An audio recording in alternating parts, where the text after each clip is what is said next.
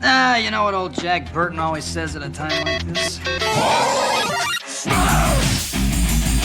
then. I'll bite your legs off! I can take it. Great power comes great responsibility. We have a hope. Get to the chopper! And leave. There's the flesh wound. I am the father.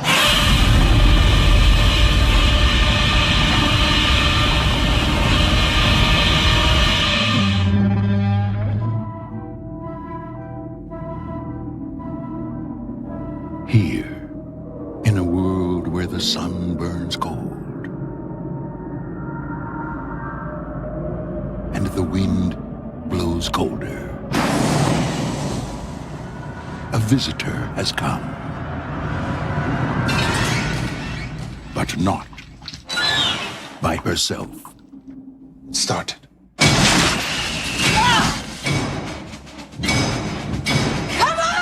The suspense is back. And we have no weapons of any kind? The fear is back. Don't look back, dude! Run as fast as you can! And most of all, the bitch is back.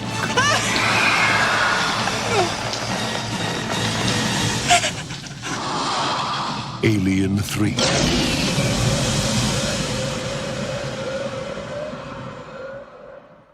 And we're back for another episode of Sludgecast's Monster Movie Stompdown. And this is episode 14 of the Stompdowns, I believe. And we got, of course, Sludge here. We got my main co-host, Mark. and then my other co-host from Texas. Ruben. And tonight we are joined by none other than my daughter, Jada. Hi. We're finishing out the Alien Trilogy. So we had planned on doing all the Alien films, including Resurrection. Which, I mean, me personally, I just wouldn't even want to waste my time doing. But because of I did say thanks. So yes, thanks to Jada's school schedule, we're not going to actually finish those out because she will take part. But we want to make sure and get this in so that she can at least do the original trilogy with us. Because I mean, when it comes to Resurrection, the only good scene in that movie is the Ripley or the Sigourney Weaver and why did his name? I was just talking about him. Hellboy, Ron Perlman, the basketball scene with those two is the only thing good in that whole movie. That's it. Nothing else is. But so we're going to tackle Alien 3. So we've obviously done the first one. We've done the second one. Of course, we love these movies. This one, of course, before we get into it too deep, we'll give a quick synopsis of the film. This one, of course, follows right after Aliens, the sequel, not 57 years again. It's like literally right after. The ship, the Sulaco, this time around, there's actually an alien on board, a facehugger, and the ship sets up emergency sequences and gets Ripley and what's left of Bishop and Michael Baine's character Hicks, and then Carrie Hearn's character Newt into an EEV evac and ships them out, and as an emergency, jettison, and they crash land on a planet called Fury 161, which is and I've got a little tidbit of info for that, by the way, because there's a reason why it's called Fury, just so you know, for one of the many writers and directors that took on this film. But they crash land on Fury 161, which is a prison planet. It is a actually decommissioned double Y chromosome, so all male max security prison. There's still prisoners there. They keep the place up to par and in working condition because there's a furnace there, lead furnace that they did when the prison was open. And so they crash land. Michael Baine's character doesn't make it. Newt doesn't make it. Bishop is barely there. You know what I mean? He's still in pieces. And of course, the only survivor from the EV is Ripley. And an alien does get on the planet. And she has to team up with these prisoners to take this alien down. The biggest twist, spoiler alert for anybody who's never seen this movie or has no idea about aliens, Ripley also has an alien inside of her, and it is a queen alien, and this is the end of Ripley because she does die at the end of this film, successfully killing the alien that's there and the alien inside of her. Of course, great movie in my opinion, but this movie went through I think the term production hell that we hear about a lot of films is a severe understatement. This probably is probably actually is the king of production hell for all films of all time. This movie actually, of course, came out in 1992. Anybody want to take a crack on when they first started working on production for this film? You can give me a year. Any you three? I can't even remember when this movie came out, so don't ask me. 87. 87. Oh, yeah, I thought it was 89. It is 87. Yeah. You are correct. And then That's was right. released in 92. 92. Yeah. So you're talking 5 years Yeah. of just a mess. So in this movie, when Fox initially wanted to start this film, I mean, it went through so much trouble from the word go. When they wanted to start this film, they actually tried to get Ridley Scott to come back and do this one. Now, of course, those who know anything about Ridley has to have a severe passion to want to come back to come back to anything, because Ridley's never done a sequel to anything until he did Prometheus. I mean, really, just Scott doesn't do that. You know, he writes a story and he usually gets it all out, whether it's Alien, Blade Runner, Gladiator, whatever it may be. He doesn't do sequels. So to try and get him to do a sequel is almost impossible. So obviously they didn't get Ridley, even though they tried to. And this thing ended up going through so many hands. But names that we know, so when Ridley turned it down, they then went to Rennie Harlin, who at the time, and most people may know Rennie Harlin nowadays because of a Deep Blue Sea, the shark movie that, kind of restarted the whole shark franchise since Jaws, from 75. Rennie Harlin had made his name because he had just done a Nightmare on Elm Street. I can't remember if it was Dream Warriors or Dream Masters. Dream Master. Okay, so Dream Master, yeah, so he had just done that, so they reached out to him to do it, and he did come on board for a little bit, but they didn't. He wanted to go a totally different direction than what Fox did and what Sigourney wanted to go, so he ended up getting the boot. So the next person to come in at that point was David Twohy. David Twohy, most people will know from the Riddick trilogy. Okay, so he did Riddick, Chronicles of Riddick, and then or Pitch Black, Chronicles of Riddick, and then Riddick. Now, here's a little tidbit of information. The reason why the planet is called Fury 161 is it's actually called Furiona, but they dub it Fury. That's later used in the Pitch Black saga because he's from Furia. Yes. He's Fury. Yes. He's a Furian. Yeah. Yep. So just a cool little tidbit there for you guys. So then, of course, he actually worked a lot on the script and changed things. And of course, things still weren't adding up and Fox wasn't together on it. And so he ended up leaving. Then they ended up bringing in Vincent Ward. Vincent Ward was set to rewrite the script and then direct as well. At one point, and I think from Ward's story is when it really changed to Ripley going to this solitary planet with a bunch of just men. But originally it was a wooden planet and there were monks. And so there was they wanted to put the idea of having to fight an alien with no weapons was something that really stayed pretty much through the whole production thing. And obviously we didn't get a wooden planet because it makes no sense to have a wooden planet anyways, and a bunch of monks. What we end up getting is the prison planet with the prisoners. Vincent Ward, of course, ends up dropping out, and then we get David Fincher. David Fincher at the time, who most people will know him from movies like Seven and Fight Club. So he's one of the greatest directors out there. But at this point, Fincher had only done a music video, and I can't remember if it was for, I don't know if it was for Colt or it was for Rob Zombie. It was some rock band, but that's all he had done. That's it. And then so he came on, did the movie, and it was just complete production hell for him.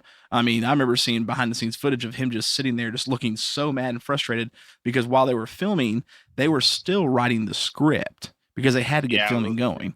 And so they would be sitting there for hours at a time waiting for the pages to come down from the studio, and then they would have to there was not even any real practice tests. They just had to go. It was so bad they cut out like when they re-released a lot of the special features. They took that out. They didn't want that in there. They just took it out because he was so frustrated. Mm-hmm. And it made it the first into the DVDs maybe, and then they took it out later. It's not even in there anymore. No, I mean, that I'm aware of. Yeah. yeah, it's. I mean, it's not like I think I ended up finding it on like one of the original DVD. It was before the quadrilogy came out. I Right, think exactly. is when you see that It stuff was because way back. Yeah. there was some stuff that was on the Blu-ray box set that they released, but not that you could just see it on his face. So they took a lot of stuff out, and he's even actually at this point disowned that film. So I mean, he honestly doesn't even include it in his repertoire of films. Oh, I forgot one other director. I'm sorry, there was somebody between Rennie Harlin and David Twohy, Eric Red, who did Near Dark and The Hitcher, brought him on. Now Eric wanted to go really like way out in left field. Like I remember like he was wanting the alien or like the face hugger to represent at the time AIDS, to be like very symbolic of AIDS at the time because of society. And Fox was like, no, not happening. Which I mean, so you had amazing talent attached. I mean, Rennie Harlin is a great director. I mean, he's really good with the horror franchise. Eric Red, of course, I mean, his movies speak for himself. The Hitcher and Near Dark are two of the greatest horror films ever, in my opinion. Then, David Twohy, Vincent Ward. I mean, you had all these great people. So you should have known at some point, Fox should have said, maybe we're the problem, because they really were. Because they just kept losing everybody. But so, of course, ends up getting made, and then we get a theatrical cut of this film. Years later, we get it's been called the assembly cut. It's been called the special edition. It's been called the director's cut, which is not true because it's not David Fincher's version. But it was like 40 minutes more of other footage that they had filmed of the original cut of the movie, which is honestly pretty drastically different than the theatrical cut. So now, it's almost two different movies. I mean, the structure is the same, but the endings are different, and there's significant differences. It's almost like two movies. It really is, in my opinion. Yeah. So then let's talk about it. So now who watched what versions? Now, me and Jada watched the assembly cut special edition, version. Director's cut, yeah, whatever, whichever one of the three you want to call it. That's the one we watched. And the reason why, and of course, me and her talked, I'd say, hey, this wasn't in the theatrical cut, or this was done this way in the theatrical cut, to let her know, was because that was the original vision that Fox had. And some things David, yes, was okay with, but not okay with at the same time. That didn't make sense to him. So we watched that one originally, and it's like 40 minutes more than the theatrical cut. So that's what we watched. Dad, you watched that one too, right? Right. Ruben, which one did you watch? I watched the assembly also. So okay, so we all went with that. But because I mean, from everything I've reviews and things like that, that one actually gets the better reviews. And I didn't realize when I started watching it how much different it was from the theatrical cut. So I started watching it, and I said, "Wait a minute, I don't remember this." And then and then I go, "Wait a minute, this is a different movie." It really is. Yeah. Well, I mean, and so many things that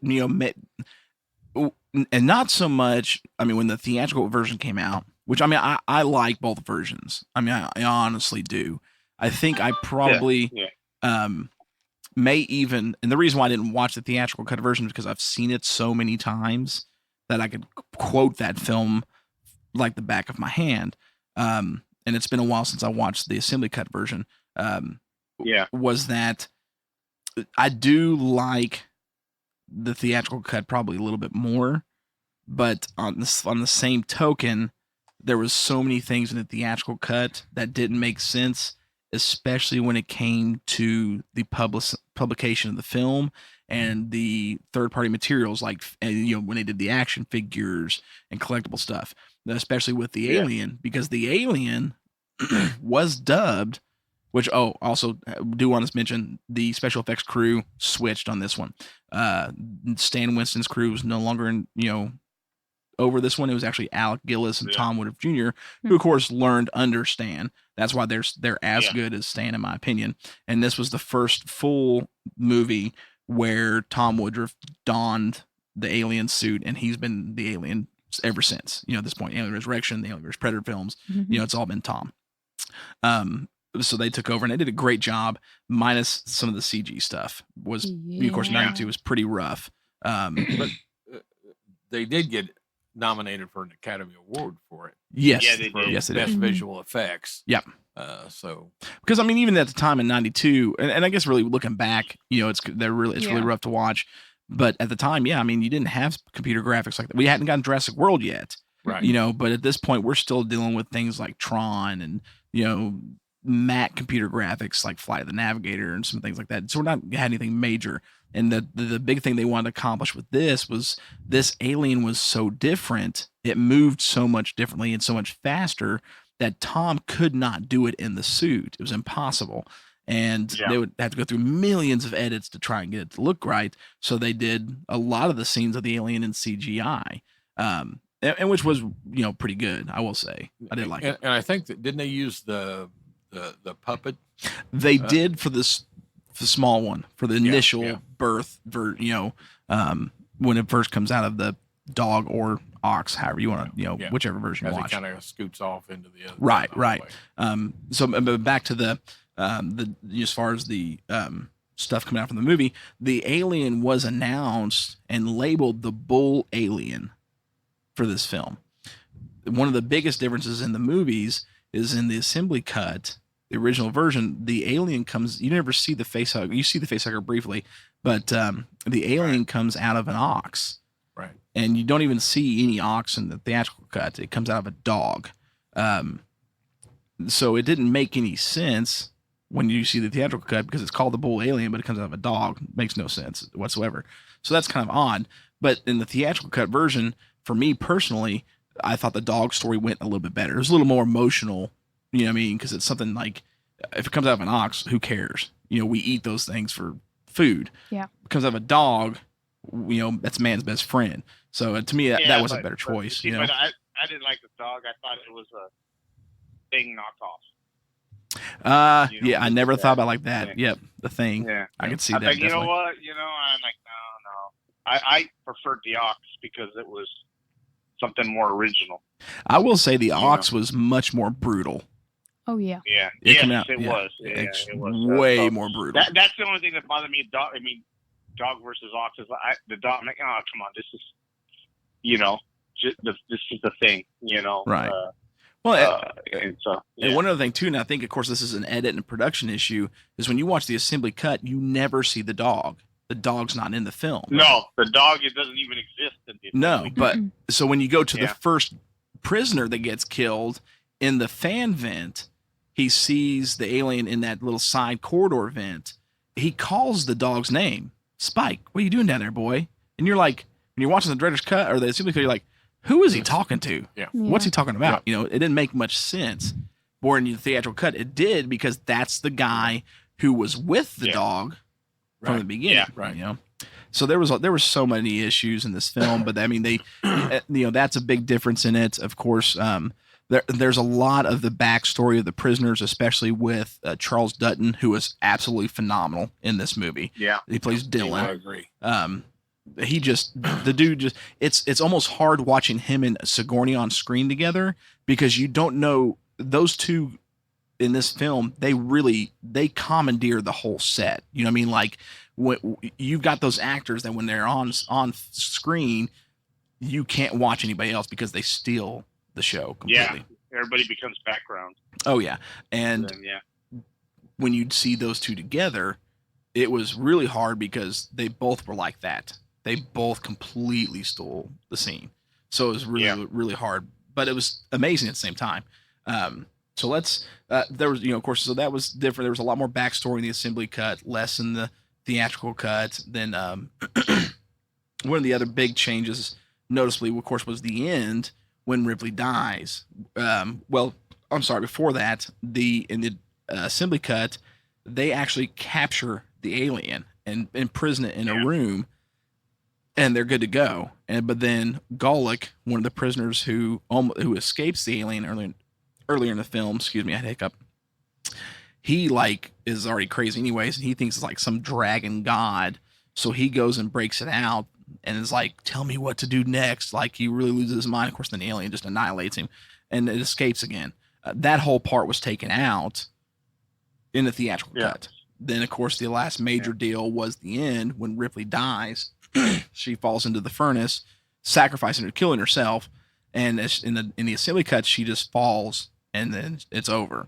In the theatrical cut, as she's falling, the queen alien bursts out of her chest, and you see her just grab it and really, the best she could, hold it like it was her, like it's a baby, like it's her own child, holding it to her chest. Mm-hmm. And then they both die together. And to me, that was way more impactful in the theatrical cut for the whole overall story. So major differences, okay, in this movie. And it's really worth checking out both of them because they both have their pros and cons on how you watch it and what's more enjoyable. So, okay, I know I've spent a lot of time talking on it. So let's jump into this. Ruben, you want to go first? What things did you like about this? Well, what I liked about it, I thought the story was above average. It was pretty good in the assembly cut, and actually in both of them they're pretty good. I know it went through a lot of changes, but I think it came together okay. Considering, and of course I'm considering what it went through. Considering what it went through, the story is actually pretty good. I thought the acting was pretty good. In fact, I think it was excellent. There was a lot of good acting in it. What else did I like about it? The special effects were not as great. I think the CGI was distracting to me. So, but the special effects were good, and it warranted an Academy, at least a nomination for an Academy Award, because for the time it was pretty good. But I did find the CGI distracting a little bit compared to other CGI movies I've seen. But the acting and the special effects were good. Those are the two main things that I liked about it. Right on. So that's it. That's about it. Yeah. Mark, what about you? What did you like about it? Well, I'm in agreement with Ruben there. I thought it was a good movie. I liked it better than Alien 2 or Aliens. Probably where I differ a little bit, at the time when the movie came out, the CGI I thought was great. I mean, at that time, you watch it now and it's not as good. You see a little bit of difference here, and but I think storyline's great. Loved it. Continued, went off a little bit different direction than the first two, but still I thought was good. Sigourney Weaver, she's great. Ripley's great. I mean, all that is just fantastic. And that's what really pushed. The Aliens is great, but battling her really pushed the series, I thought. And overall, I thought it was a great movie, and so I was real happy with it. No problems with it at all. And obviously, when the first time you go out and you watch it, we're not doing what we're doing here now. So the background, the troubles, the problems, everything that's going on behind the scene, unless you're just really, really into movie news, you don't know anything about it. You go see it and you walk away going, great movie. What are they going to come up with next?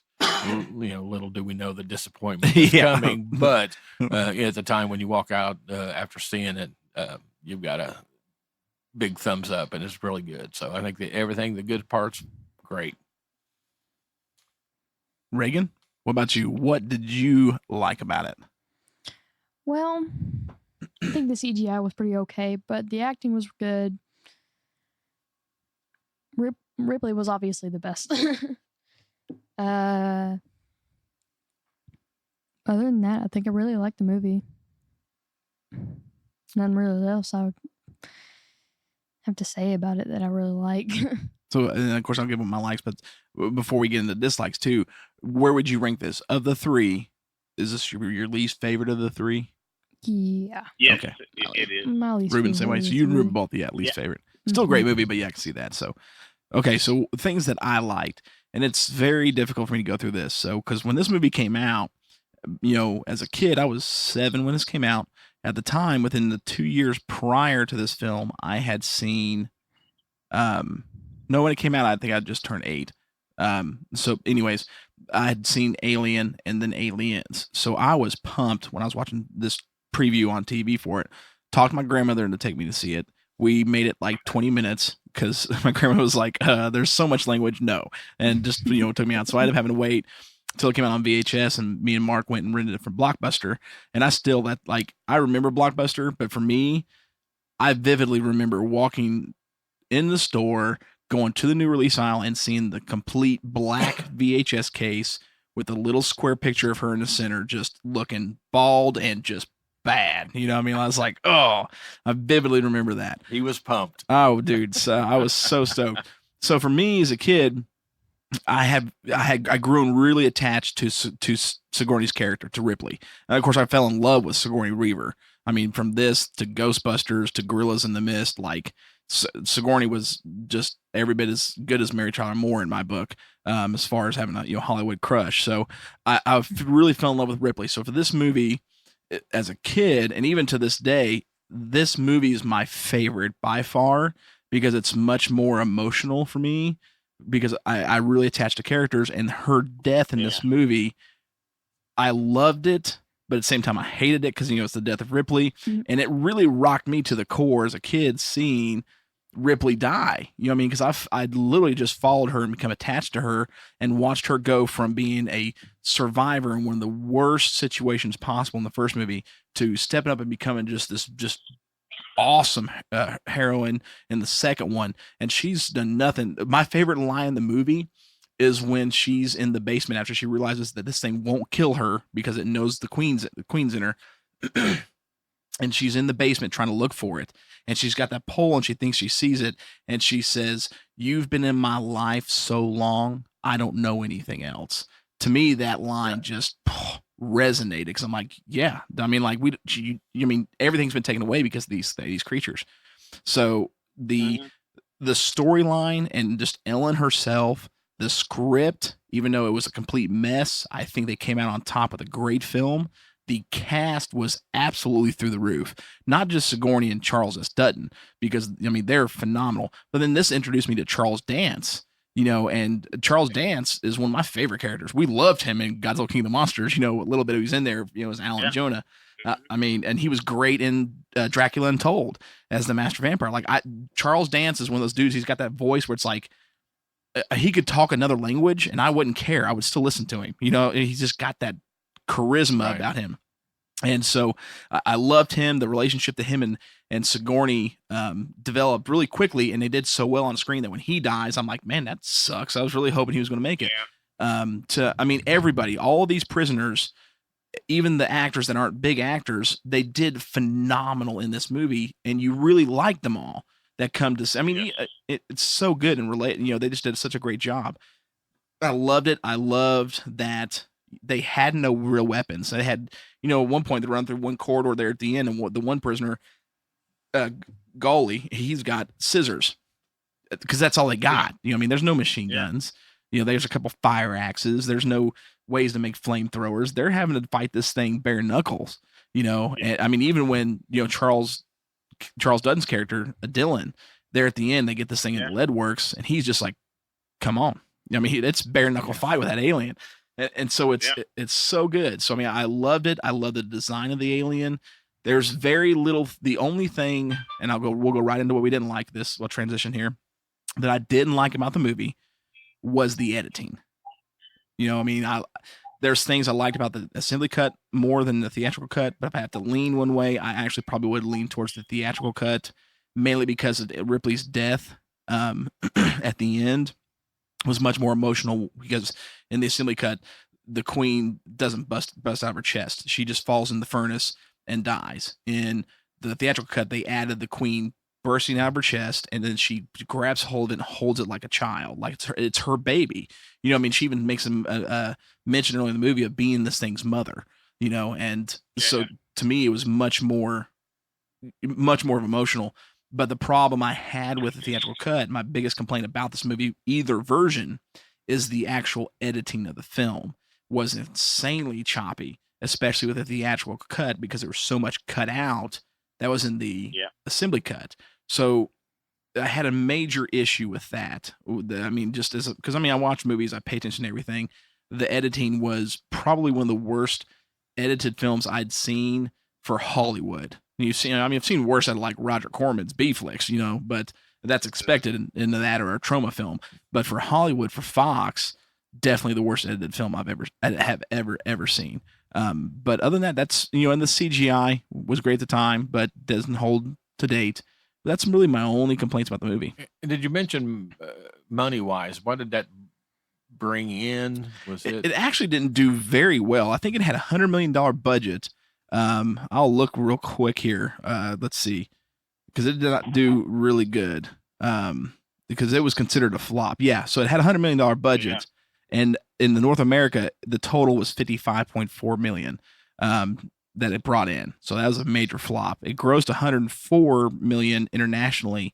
So I think it did better internationally. Oh yeah, big time. A lot better internationally. So for a total of $159.7 million. It is the second highest earning Alien film.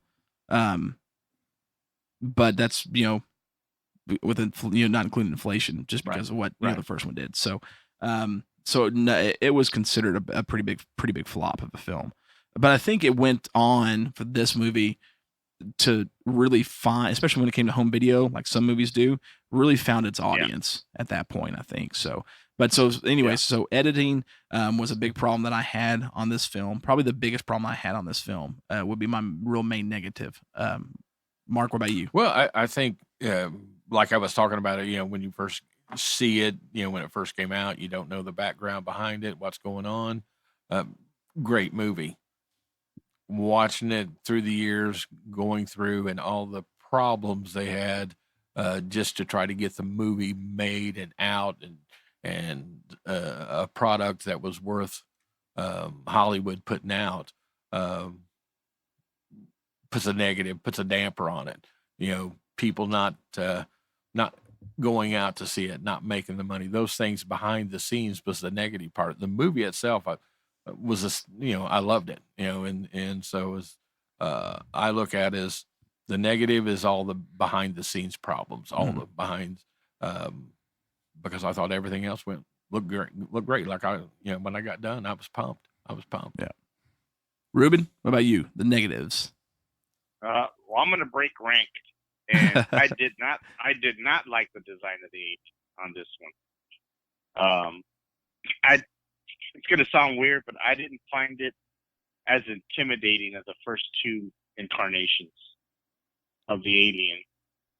I thought the first two were terrifying, where this one, it was scary. I'm not going to say it wasn't, but I don't know, just maybe the size of it, maybe, or the fact it ran on four legs. I can see that, because the size was, I think, because it missed so much. Like the other aliens had those big back, bones coming out, and this one didn't have those whatsoever. So that did make it look a lot smaller in a lot of areas. I can see that. Yeah. And so that's why I'm breaking rank, because and at first I thought about it. I said, was it the CGI that bothers me? And after I said, no, it's the actual design. There was something about it that I just didn't like. I'm not going to say it wasn't scary, but what made it scary was not its size or even its looks, but the fact that it was fast. That was the scary part. Yeah. That it was chasing.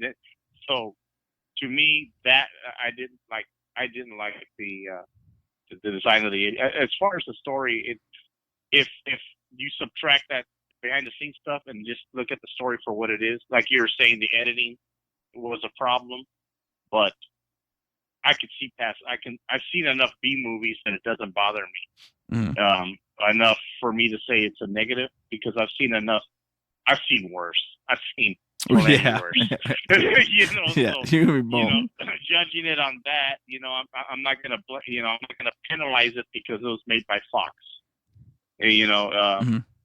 I just looked at, okay, this is a horror movie, and compared to other horror movies, how's the editing? And it's okay.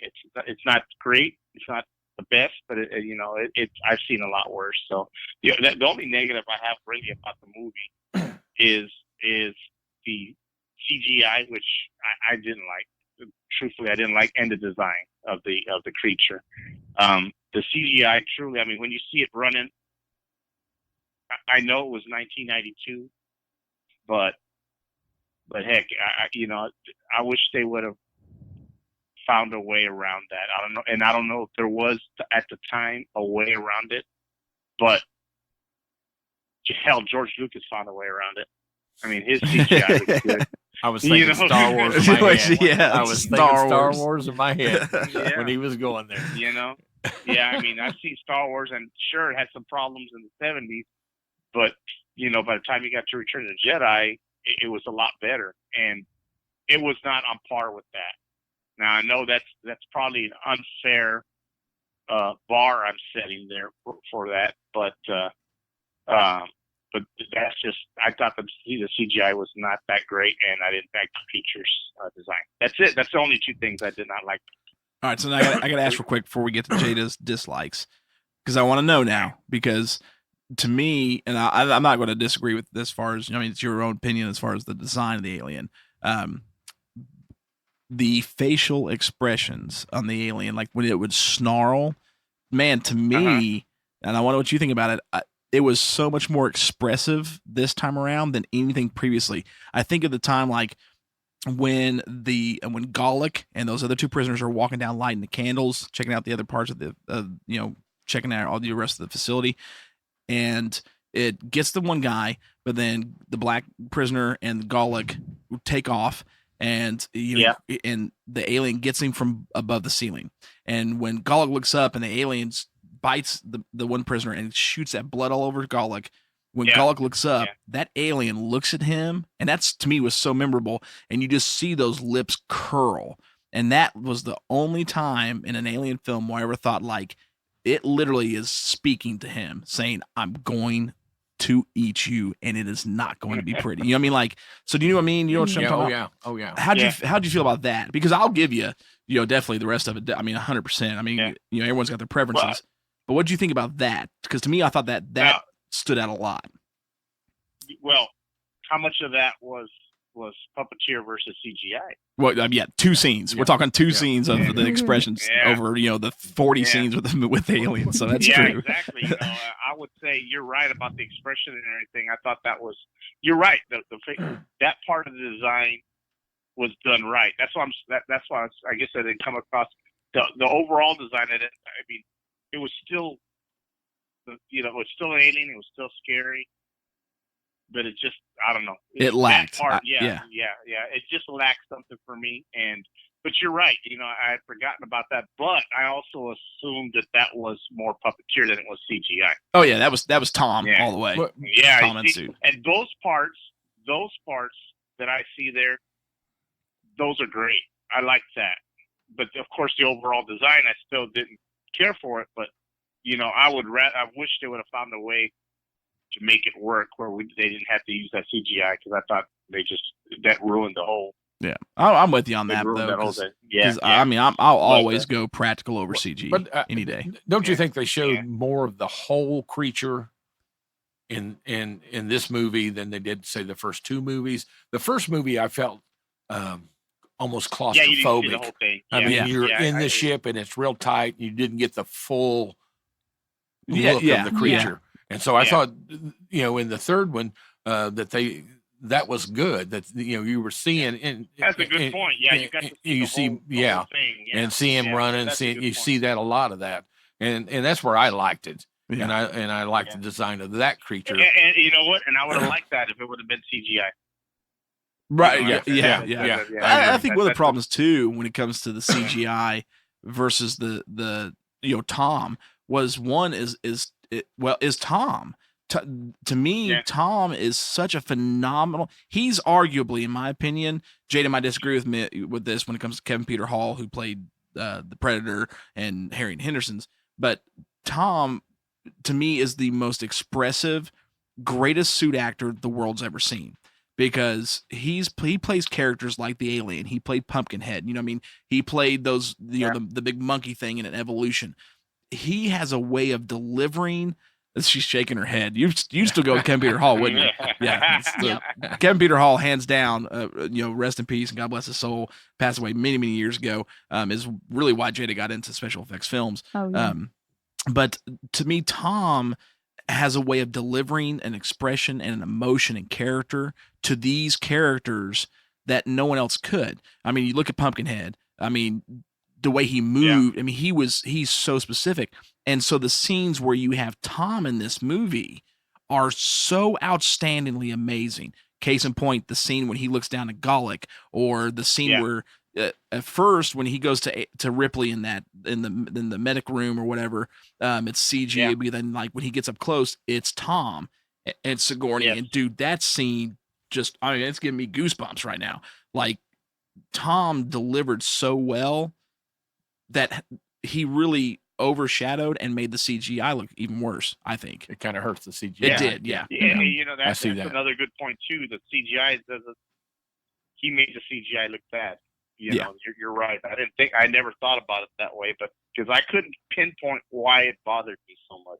Yeah, Maybe that's it. Tom is just, I mean, he forever will be. I mean, we even look at, you know, to me, like when you look at Alien versus Predator films, I mean, he played hero.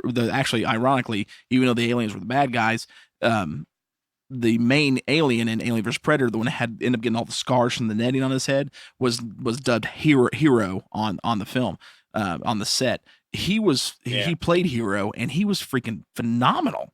I mean, like he was so good that like in those movies, I'm like, I'm Predator all the way. Like I'm gonna root for a Predator over an alien any day. But Tom in that movie, I was like, dude, when he ends up killing that one Predator and stands up and he's like, I'm like, dude, Tom, you get it, man. You're the man. So, I mean, I love that about him. So, okay, we're running off Jada. Things you didn't like about the film. The main thing that I really didn't like about this film is that I felt that the whole storyline of the third movie compared to the first two, I felt like the story didn't connect as well as the first two did connect. Like going from the first to the second connected better than the second to the third. Yeah. Okay. I felt like the first two were connected better story-wise, better than the third one. That's like my main problem there. Would that be because like where they killed Newt and Hicks immediately? Okay, I can see that. Because I mean, they probably should have kept Newt for a bit longer instead of just leaving her for one movie. I did like Newt's character. I'm with you there. Because they do break off from the first two real quick. Oh yeah. Real quick. Even Wayland Yutani, the company, I mean, they're kind of in the background. You know what I mean? In this one until the very end. Where the first two they're forefront. So I could totally see that. Yeah, I felt like even though that Ripley probably should have died in the third one anyways, you at least could have kept Newt. I mean, that would have given an option to carry on the storyline. Yeah. That would have been That's excellent. That would have been great. Perfect. That would have been perfect. Fox needed you in the 80s, man. Like, that would have been perfect. Like, it's fine Ryder. if you kill everybody else. Oh my gosh, yes. Let's go with Winona destroyed. A grown Newt. Oh man. That would have been excellent. Passing the baton. That's a great idea, Jada. Like that's phenomenal. It is. Yeah. Neil Blomkamp is working on another Alien film eventually. Because he still wants to do his, and it's supposed to pick up after Alien 3, or before Alien 3. I'm sorry. So you need to, shoot a message to Neil Blomkamp, be like, "Hey, bring Newt back. Let her take over." It's a great idea. Yeah, just to like get revenge. And well, I know in some of the scripts that she survives. Yeah. In some of the scripts. As a matter of fact, I think in the novelization or the comics, I forget which one, the graphic novel. She survives. I think she was actually, if I'm not mistaken, she was all the way up almost to the very end. I think it wasn't until Vincent Ward's rehash to the Monk Planet is when. No, I think it was. She even made it to there at that point. It was right around that time, there towards the end, before it switched to the prison planet, that she was still actually in the film. Yeah. But so, anything else you didn't like about it? CGI. I think it's mainly just because of the way comparing to Tom's acting and the CGI movements. That's probably why it made me feel like the CGI was a lot less better than it probably should have been. You did make a comment to me when we watched it the other night. You said, what was it? How it was what was the word? It was almost like it was edgy. Like it wasn't flowing. Yeah. It yeah. was like a green screen. It seemed like almost like they. Yeah, shot but it. like that's what I was Remember thinking. those old Jerky. movies, those like Yep. Superman That's the word and all he that, used. where it was green screen like that. That's Yeah. what it felt like. Well, she'd used the word. She's like, it's like when he moves, it's jerky. Mm-hmm. You know, like there was no smooth movements. Yeah, No. I can see that. At first, I did think that the CGI was like some like weird green screen of like puppeteer, but then again, I was like, it's too bad for it to be puppeteer and green It screen. did have a pretty green fade, especially Yeah. the scenes like what's on the ceiling. You know, like when they run through the corridors. If There's it- a pretty heavy green hue to the Mhm. CGI. If it was a puppeteer, it wasn't really that good. I mean, No, actually, the only puppeteer was the baby version. Yeah. So, mhm. all right. On anything else?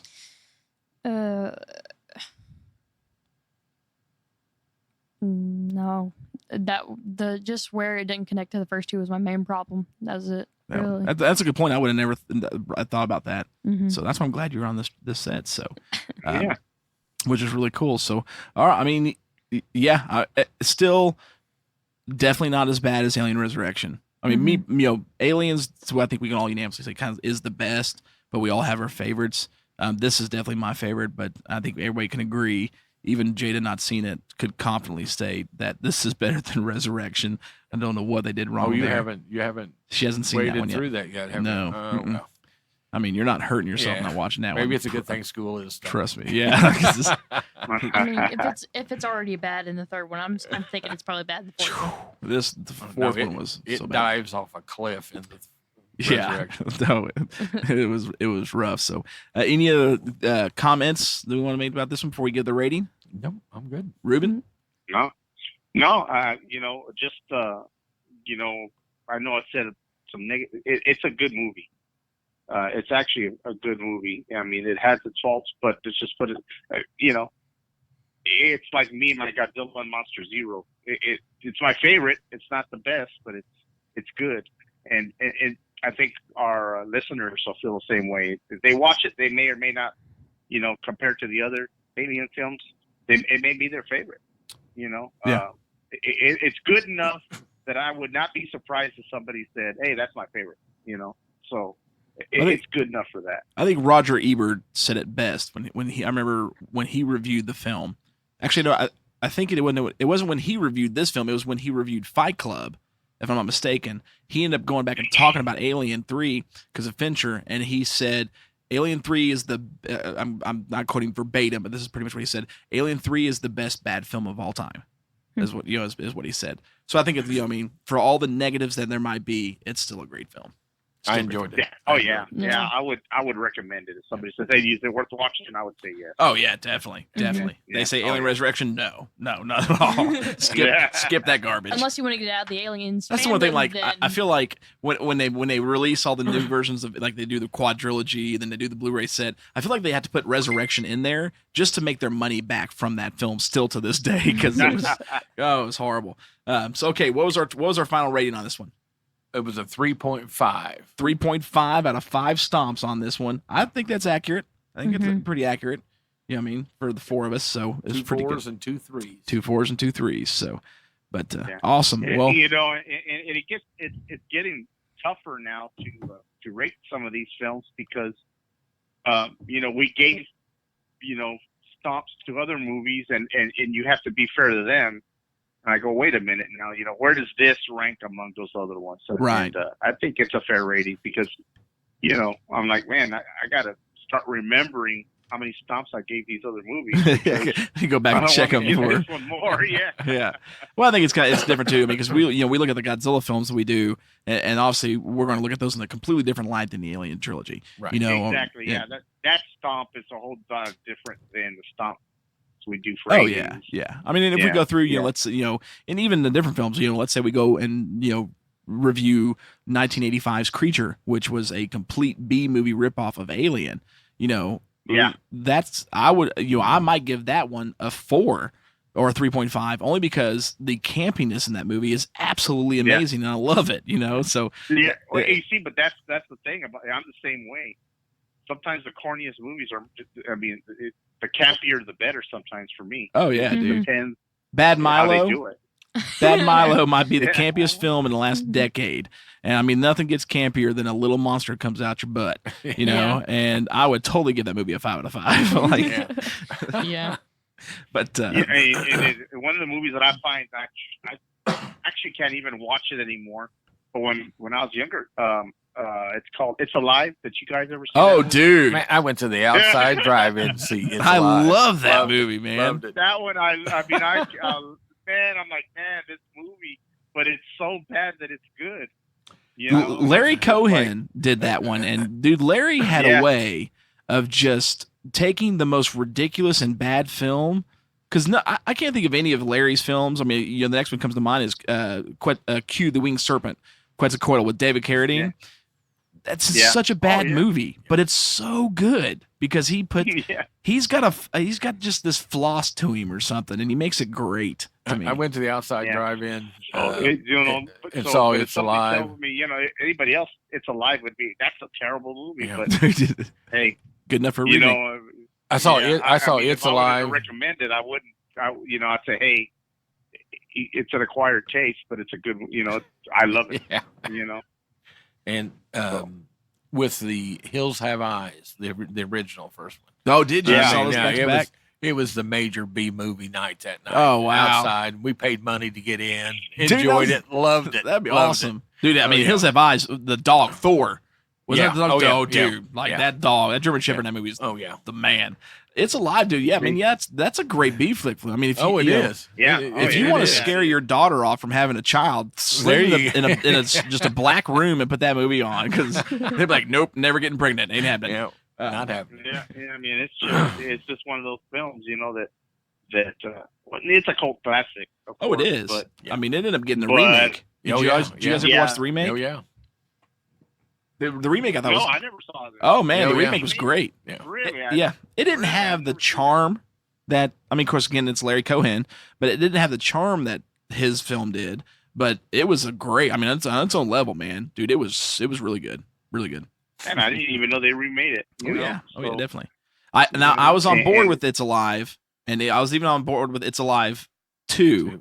Yep. They lost me on It's Alive, the Island of the Alive, the third one. Yes. Yes. I was, Oh, 'cause yeah, yeah. I was like, dude, because they looked like, because they're a little more grown up. I'm like, you look like the creatures from Chud, is what they Right. really looked like, and I couldn't. I They couldn't get were, on board. they with were that trying to suck every penny they one. could Dude, get they out were, of that series. they were trying hard. We can make another one, and then the second movie, everyone's like, don't make no more. We are going to do it. So Yeah, well, that was the age of the, VHS, straight to VHS movies. They were trying anything to make a buck. Oh, dude, they did. You know? Definitely did. So, Yeah, because And It's I think Alive was one of those VHS classic movies that you just had to rent back in the day. yeah, You know? And if I'm not mistaken, didn't you have that movie on VHS? It's Alive. Yeah, I still have it on VHS, Okay, dude. I thought so. Yeah, I love that Yeah, movie. so That movie was Yeah. great. I'm kind of something. I thought I was, me and my friends would always watch it, and, but I tell other people about it, and I've never heard of it. Never heard of it. Man, I said, and I want- really? I mean, that's just. And I want to tell you what You about know? that movie too. I mean, I know we talked about Alien and we're kind of jumped on It's Alive here for a moment, but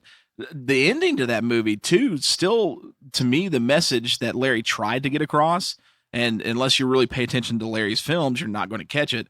But I mean, it really boils down to who's the monster.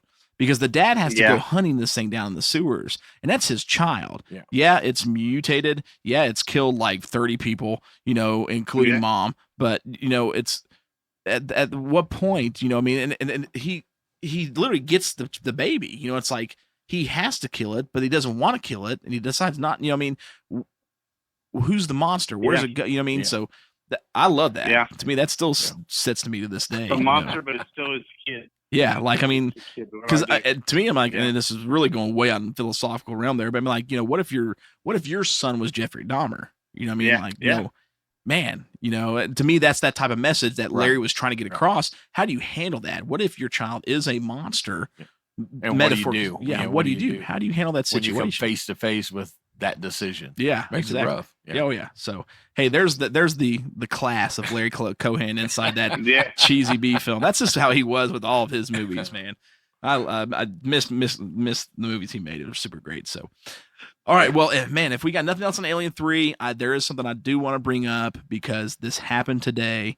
And it's a monster movie Stompdown, and the dude's been in some great monster films anyways. Today, Rutger Hauer passed away at the age of 75. Yeah. Saw on the news, and that was a huge bum for me because he was one of my favorite actors. Well, not just as a kid, still growing up to this day. I think he did a lot of great movies. Oh man, so good. Yeah.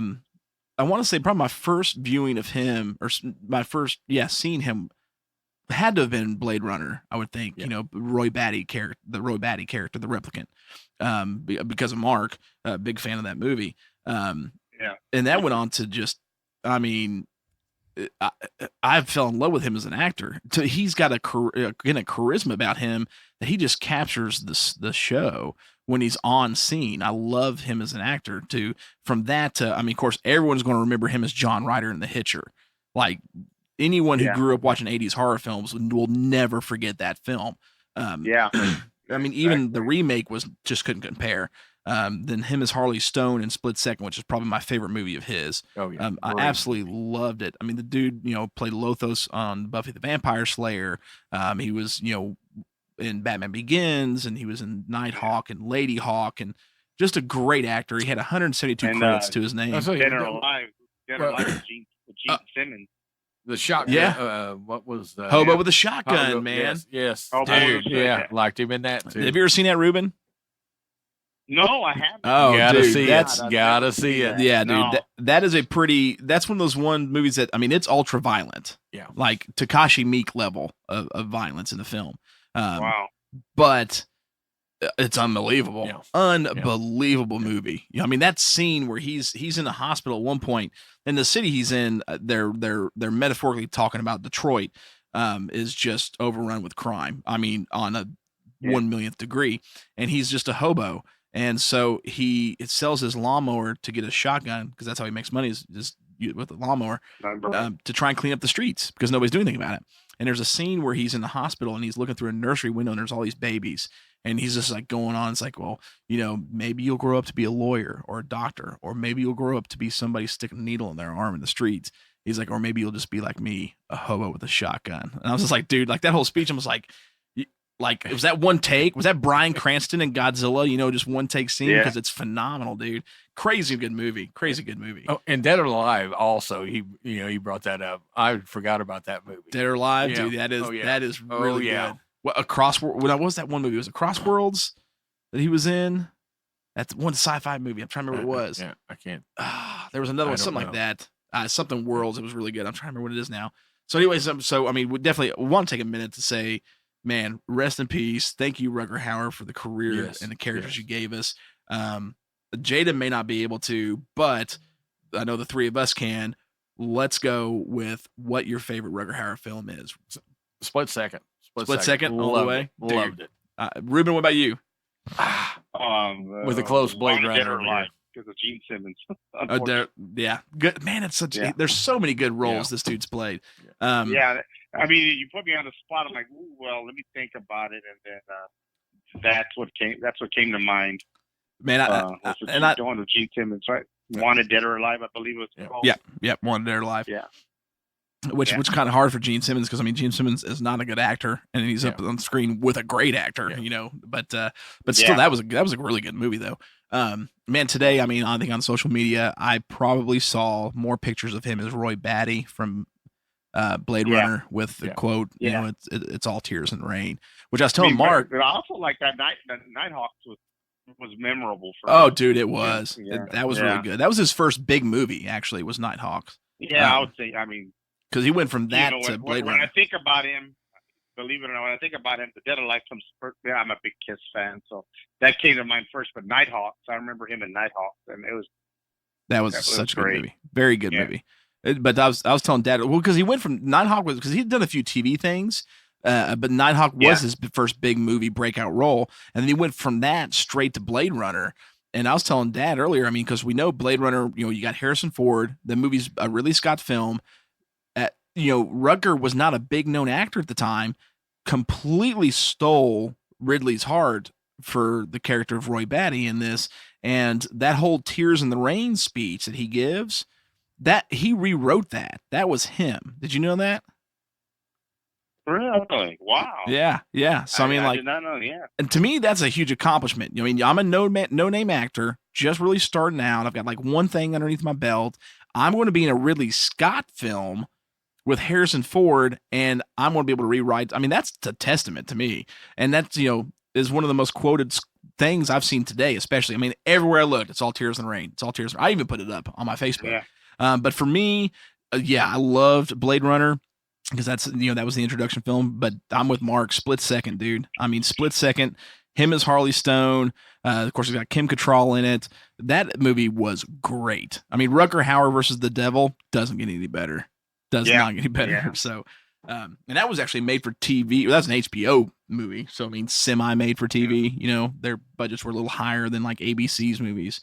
But that one actually, when I read it on the news of his passing, I ended up putting Split Second on in the background and had it playing because that's just, to me, I could quote that film too. It's a great movie. So, but all right, well, that wraps it up for what, Jada? Do you have a Rutger Hauer film? We didn't ask you. I don't know if you've seen any of them. We just assumed. Because I don't think, you've never seen Blade Runner. No. You've watched Split Second with me, I'm pretty sure. Yeah, but I think it was when I was like little. Little, yeah. So, Probably by the time you started getting me into the Alien movies. What about Batman Begins? Even though he had a kind of a smaller role. It's still pretty. I think I was still pretty young. I don't know. On that one, so man, it's been a long time since I watched that movie. He's a great actor. Well, I've got so many of his movies. We have to get you caught up because the dude's he's awesome. He's kind of like, to me, I put him in the same boat as like Michael Ironside. Like he's one of those type of actors like him. I could really I would have loved to have seen those two in a film together.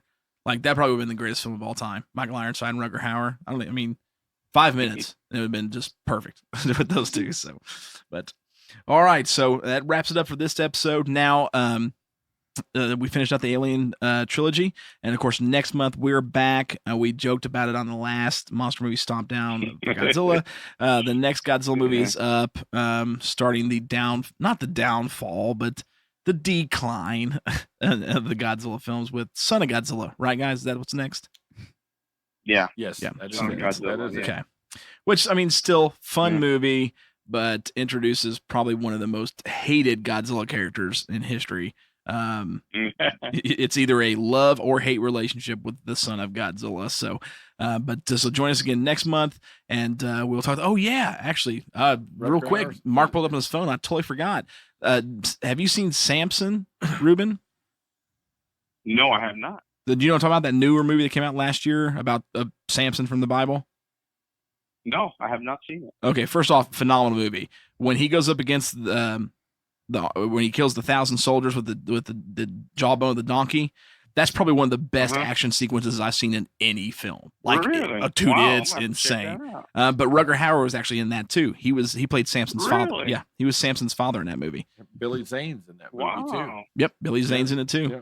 Great movie, dude. I have it on the Plex server, so you should definitely check it out. But I'll all right, check it out. Yeah. But again, thank you guys so much. Join us next month for the next Godzilla film, Son of Godzilla, Jun Fukuda's second outing, introducing one of the oddest characters in Godzilla history. This is Sludge. This before we go, I know next month's Son of Godzilla, were we deciding where we're going after Alien? We have not. So is that something we're going to hit next month? We'll hit it next month. Okay. We'll hit it next month. Yeah. Then that's Mark saying goodnight.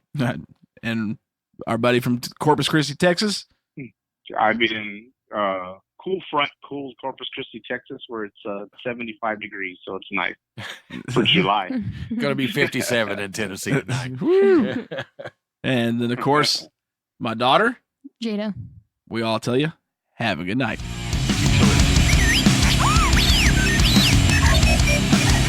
The flesh wound. To the Father.